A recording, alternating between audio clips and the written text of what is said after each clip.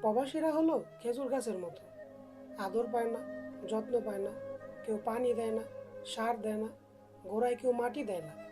আরও বলে, নিজের পায়ের তলার মাটি নিজে শক্ত করো।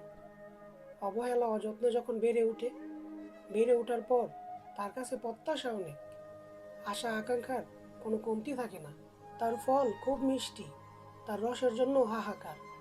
তার রসের গুড় চিনির থেকেও বেশি মিষ্টি। তাকে বছরের পর বছর ক্ষতবিক্ষত করা হয়, যতদিন সে বেঁচে থাকে তাকে কাটা হয়, তার রস এক ফোঁটা করে নিগড়ে নেওয়া হয়।